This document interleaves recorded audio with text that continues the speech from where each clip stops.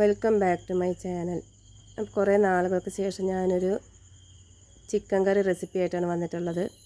Chicken കറി എന്ന് പറഞ്ഞാൽ നമ്മൾ സാധാരണ രീതിയിലുള്ള ചിക്കൻ കറി തന്നെയാണ്.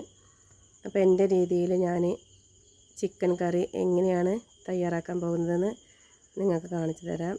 അതിനായിട്ട് കുറച്ച് ചിക്കൻ എടുത്തിട്ടുണ്ട്, കഴുകി നന്നായി വൃത്തിയാക്കി എടുത്തിട്ടുണ്ട്. പിന്നെ ഇതിലേക്ക് ആവശ്യമായിട്ടുള്ളത് ഒരു 3 സവാള എടുത്തിട്ടുണ്ട്.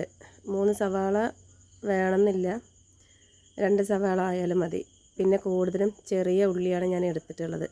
പിന്നെ ഇഞ്ചി, വെളുത്തുള്ളി, പച്ചമുളക്, ഒരു തക്കാളിയാണ് എടുത്തിട്ടുള്ളത്. ചെറിയ ഉള്ളി ചതച്ചെടുത്തിട്ടുണ്ട്, ഇഞ്ചിയും വെളുത്തുള്ളിയും ചതച്ചെടുത്തിട്ടുണ്ട്. പിന്നെ ഒരു 2.5 ടേബിൾ സ്പൂൺ മല്ലിപ്പൊടി, 1.5 ടേബിൾ സ്പൂൺ മുളക് പൊടി, മഞ്ഞൾപ്പൊടി, ചിക്കൻ മസാല, ഇതെല്ലാം വറുത്തെടുത്തിട്ടുണ്ട്. പിന്നെ ആവശ്യമായിട്ടുള്ളത് കറിവേപ്പിൻ്റെ ഇല മറക്കരുത് ആരും. ഒരു പാത്രം അടുപ്പത്ത് വെച്ചതിന് ശേഷം അതിലേക്ക് സവാള ചേർത്ത് കൊടുക്കാം. വെളിച്ചെണ്ണയിലാണ് ഇത് ചെയ്തെടുക്കേണ്ടത്.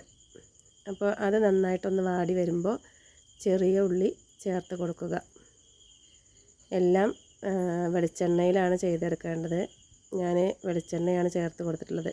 ഇതുപോലെ നന്നായി സവാള വഴറ്റി വരുമ്പോൾ അതിലേക്ക് ചതച്ച് വെച്ച ഇഞ്ചി, വെളുത്തുള്ളി, പച്ചമുളക്, ഒരു തക്കാളി എന്നിവ ചേർത്ത് ഒന്നുകൂടെ വഴറ്റിയെടുക്കുക.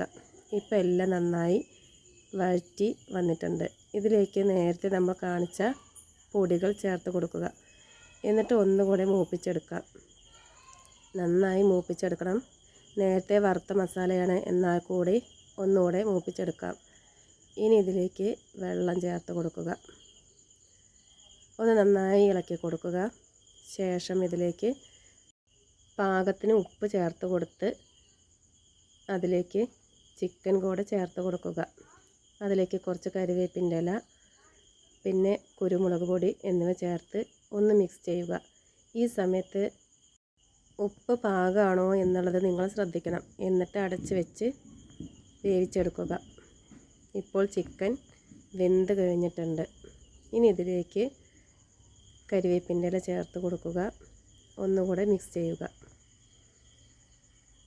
നല്ല സ്വാദിഷ്ടമായ ചിക്കൻ കറി റെഡി ആയിട്ടുണ്ട്. ഓരോ വീടുകളിലും ഓരോ രീതിയിലായിരിക്കും ചിക്കനൊക്കെ കറി വയ്ക്കുന്നത്. അപ്പം ഞാൻ ഇങ്ങനെയാണ് ചിക്കൻ കറി വയ്ക്കാറ്.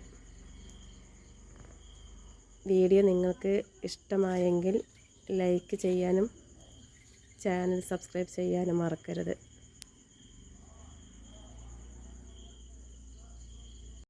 നിങ്ങൾ ഇതുപോലെ ഒന്ന് ട്രൈ ചെയ്ത് നോക്കണേ. എന്നിട്ട് നിങ്ങളുടെ അഭിപ്രായം എനിക്ക് കമൻറ്റായി അറിയിക്കണേ. Thank you.